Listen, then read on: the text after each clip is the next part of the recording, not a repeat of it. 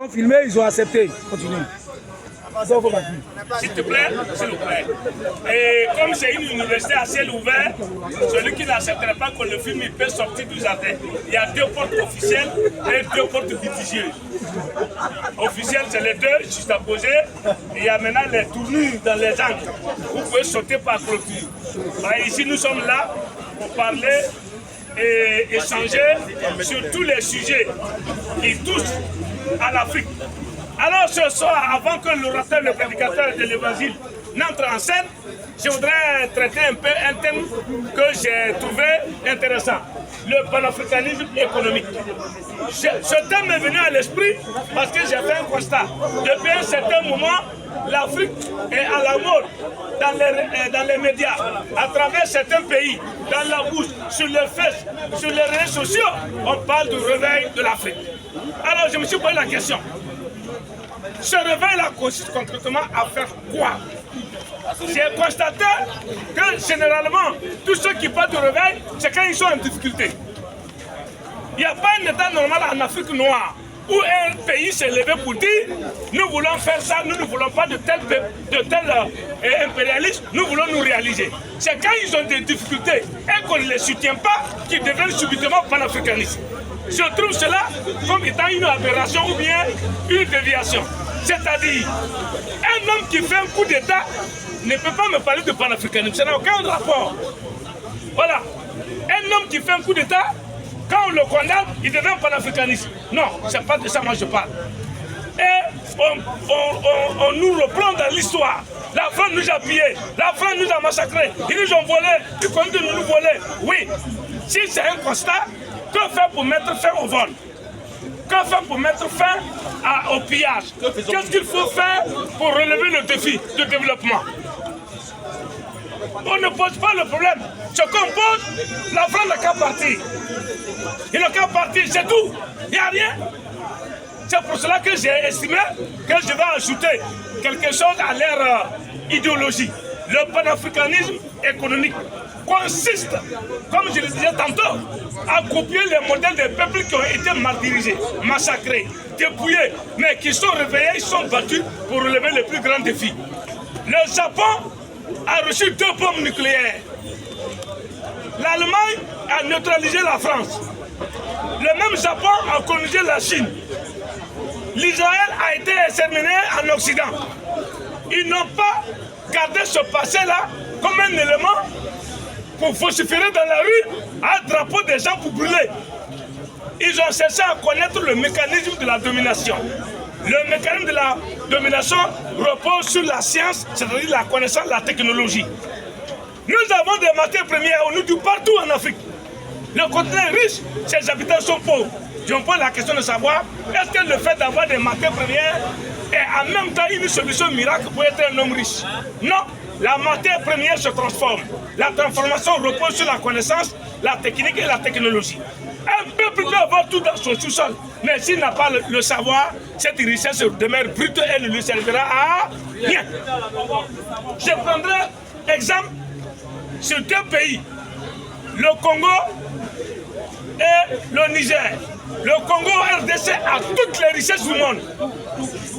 Sur le sol, sur le sol, au sous-sol, dans l'eau et même en l'air. Le Niger a l'uranium, a le pétrole. Le Japon a 0 dans son sol et sur son sol. Il n'a que des accidents terrestres, c'est-à-dire les tremblements de terre. Le Japon, c'est des îlots. Aucune matière première au Japon. Ils sont 120 millions d'habitants. Le Japon a connu 2 bombes atomiques. Le Japon n'est pas resté en train de pleurnicher. Ils sont levés, ils ont posé le problème.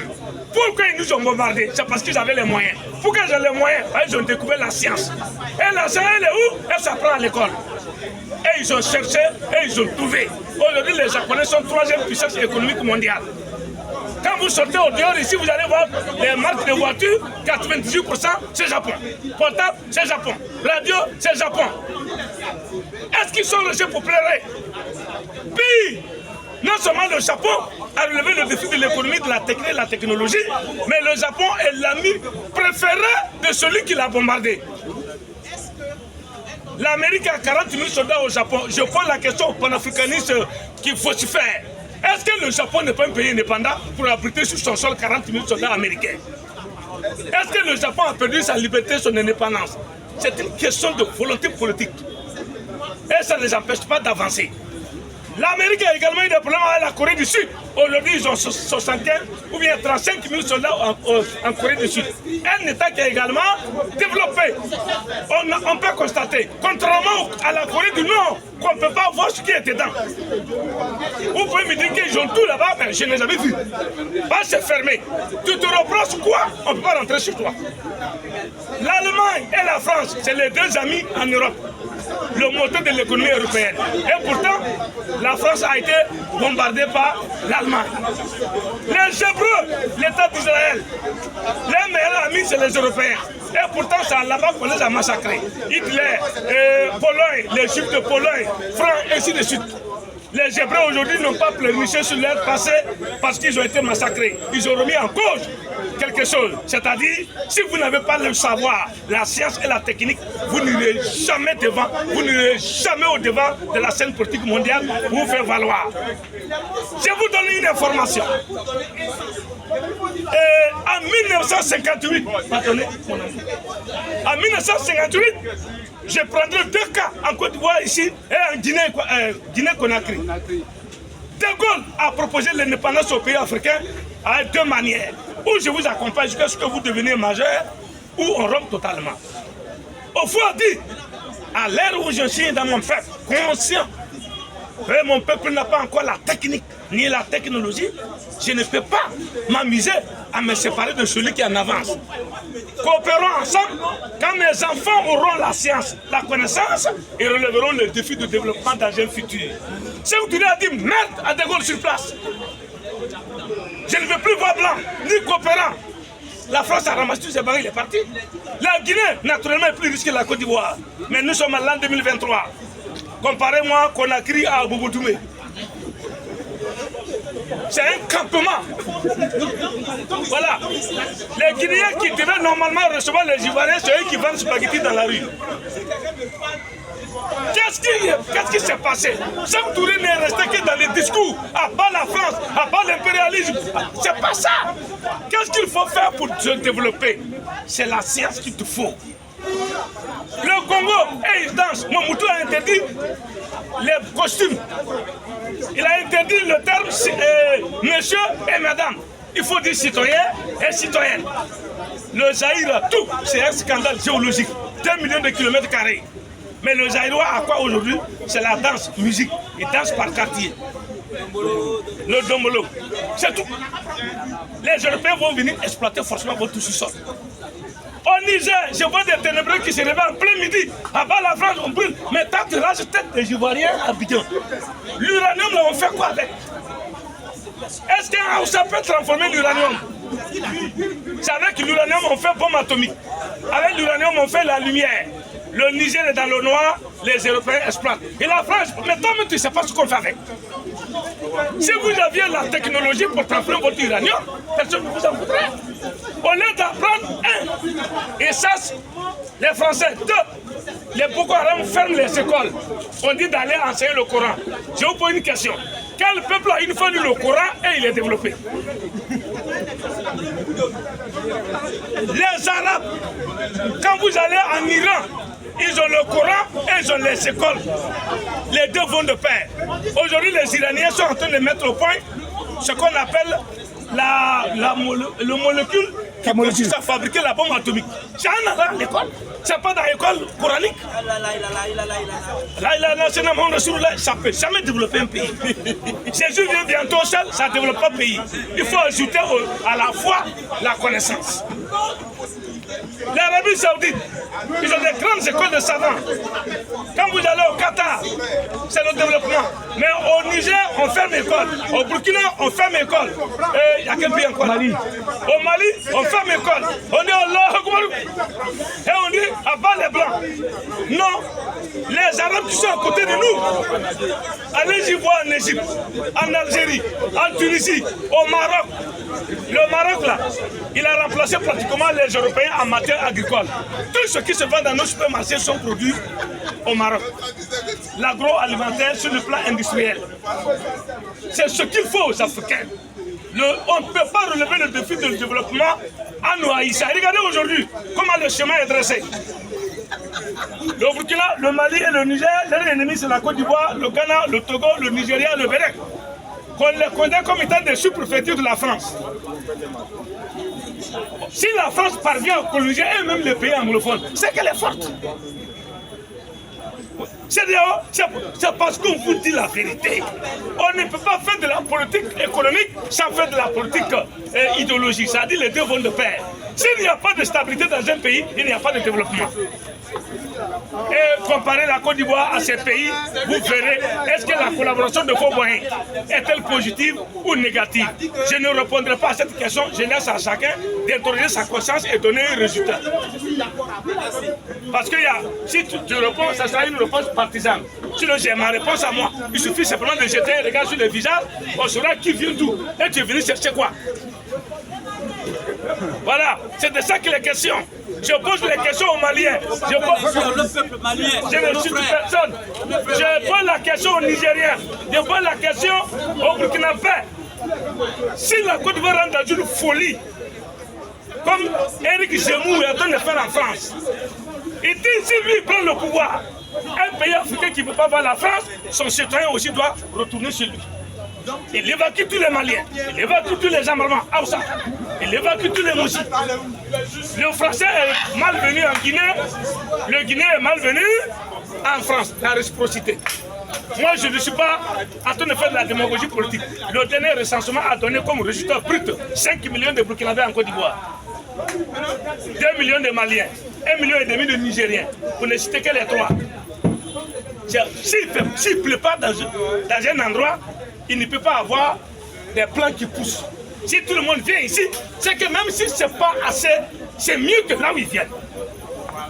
Alors, tu peux ne pas être content de ce que tu as, mais comparativement aux autres, ce n'est pas possible. Pourquoi ils ne vont pas au Tchad? Pourquoi vous n'allez pas en Tunisie? En Mauritanie. Le président tunisien, c'est là où il regarde, il dit le malheur de la Tunisie, ce sont les Noirs. La France est mauvaise, d'accord, mais tous les navires burkinabés, maliens, ivoiriens, togolais, béninois, soudanais, et tous vont en Occident. Ils ne vont pas en Russie. C'est ça qui m'inquiète. Le paradis n'est jamais loin. Vous n'allez pas en Russie. J'ai dit, quand on regarde les navires, qu'on appelle les navires de la mort, qui passent par la Tunisie ou la Libye, tous les Africains qui combattent la France, les ressortissants se dirigent vers l'Occident. Ils descendent en Italie et on demande à l'Europe de les partager. Et quelqu'un me dit que non, c'est pas la Russie est loin. Le paradis n'est pas loin. La France, on le poursuit depuis les millénaires. Et pourtant, on continue.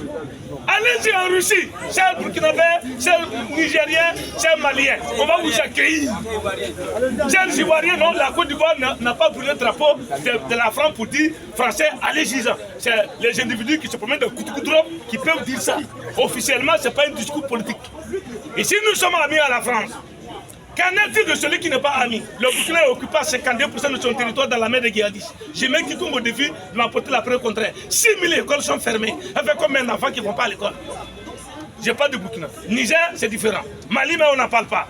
Toutes les villes où il y avait Onissi, Minusma, tous les pays africains sont dedans. Ils ont chassé la France, ils ont envoyé Wagner. Donnez-moi le bilan de leur combat contre la France et de l'arrivée des mercenaires russes au Mali. Ils viennent d'annoncer hier qu'ils ne vont pas pouvoir organiser les élections et que c'est une entreprise française qui a pris en otage leur fichier électoral. Mais dis donc, comment vous avez fait, puis votre fichier électoral se trouve encore en France? Donc vous mentez aux gens.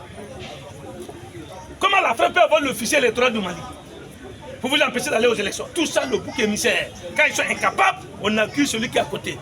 Je ne suis pas d'accord avec ça. Pour avoir l'économie en main, pour être patriote, il faut savoir transformer. Pour transformer, il faut aller à l'école. L'école, c'est le lieu du savoir. Et quand on a le savoir, on rentre au laboratoire, on sort le produit fini. Là, on s'impose aux Blancs. Aussi longtemps que nous n'allons pas transformer, ils vont nous dominer. Quand on va se réveiller, l'Europe va voir. Toi, tu es dans comment? Tu ne sais pas à quel jour tu as sorti du coma. Tu parles de dépasser celui qui vit. Actuellement, les Européens sont sur la Lune, en train d'identifier les planètes inhabitées. Au cas où vous foutez la merde sur la Terre, ils vont nous abandonner pour partir. Et on va au sommet de l'ONU, grand sommet, New York. On parle de l'intelligence artificielle. On parle de changement de climat. On parle de la transformation. Les chefs d'État possibles vont parler de pourquoi j'ai fait coup d'État. Comment on peut justifier un vol? Moi j'ai fait coup d'État, mon voisin aussi fait coup d'État constitutionnel. Si ce qu'il a fait est mauvais, pourquoi tu limites? Mais lui il a fait, non? Quelqu'un a volé, toi aussi tu viens, tu voles. Et tu justifies ton vol par le fait que... S'il vous plaît, pardonnez. Oui, mais quand quelqu'un a volé, c'est pas bon. Et toi aussi tu voles. Quelle leçon tu apportes à l'humanité? Au contraire, tu dois condamner le vol. Mais si tu te mets à voler pour justifier ton vol par le fait qu'il y a un premier voisin qui a volé. Il faut un loi, s'il te plaît. Pardonnez. Il faut d'abord, s'il te plaît. Quand tu parlais, je ne veux pas te... Donc, il faut respecter les gens. On n'est pas là pour faire une polémique stérile. Mais je veux simplement que les Africains sachent que notre développement repose sur notre propre détermination dans l'acquisition de la connaissance. Ça n'a rien à voir avec ça. Alors, exemple, le cacao et le café sont produits en Côte d'Ivoire. Premier pays, mais le prix est fixé à Londres. Comment vous pouvez imaginer ça? C'est parce que quand nous consommons et quand nous produisons, nous ne consommons pas notre propre produit. Celui qui consomme, il est devenu un maître chanteur. Il sait que s'il n'a pas fixé le prix, on ne peut rien faire avec le cacao. On fait quoi avec? C'est de ça que nous parlons. Si nous arrivons à consommer ce que nous produisons, on va se poser forcément à l'extérieur. Exemple, le riz a augmenté. Pourquoi? L'Inde a décidé, avec 1,4 milliard d'habitants, de ne plus vendre son riz, car la consommation intérieure est très élevée, ça risque de manquer dans son propre pays. Donc il ne nous vend pas, il grimpe à gagner. C'est pas foutage, c'est ça. Comment une guerre en Ukraine et en Russie peut entamer la famine en Afrique? C'est la France qui nous a dit de ne pas faire chandouri, de ne pas faire fonio, de ne pas faire le blé. Non, on n'a qu'à se revoir. Dernier, avant de conclure par ce produit que je vous présente, on a fait coup d'État au Gabon. Le fils de Bongo avait 124 véhicules de luxe dans son parc automobile à la maison. Voilà le noir. Au lieu de parler de ça, la France, Macron a une voiture. Oui. Le fils de Bongo a 124 véhicules dans son parc automobile. Il fait quoi? Il est tué. Donc, vous avez le cacao organisé au Zemzem. C'est très très précieux. Nous sommes dans la révolution, dans le panafricanisme économique. Moi, je ne vous dis pas de ne pas faire le panafricanisme politique, mais il faut y ajouter le panafricanisme économique, c'est-à-dire basé sur le savoir. Les jeunes Ivoiriens qui rentrent dans le laboratoire, qui passent de l'étape de la culture cacao à la transformation en poudre et consommable par les citoyens africains, vous verrez que le prix ne viendra plus de l'or. Alors je vais te donner 2 minutes, tu vas dire aux citoyens les vertus que renferme la poudre de cacao et puis on revient au coup. Maintenant je vais vous laisser les questions, si questions il y a. Non mais il y aura des questions, je ne vais pas vous laisser. Vous savez que l'habitude de venir ici. Laisse de l'habitude de la première ton produit. C'est la question de cacao. Voilà. S'il vous plaît, attends, il va finir. On a l'habitude de vous présenter la parole. le cacao organisé. Et donc, comme l'a dit très bien Ketiko Salam, vous savez, nous avons des matières premières inexploitées en Côte d'Ivoire. Exemple, qui connaît le curcuma? Très peu de personnes connaissent le curcuma. Or, le curcuma est planté en Côte d'Ivoire. La Côte d'Ivoire est 3e productrice de curcuma dans le monde. Comment on appelle ça dans ton ethnie? Et le curcuma est développé dans le domaine de la médecine.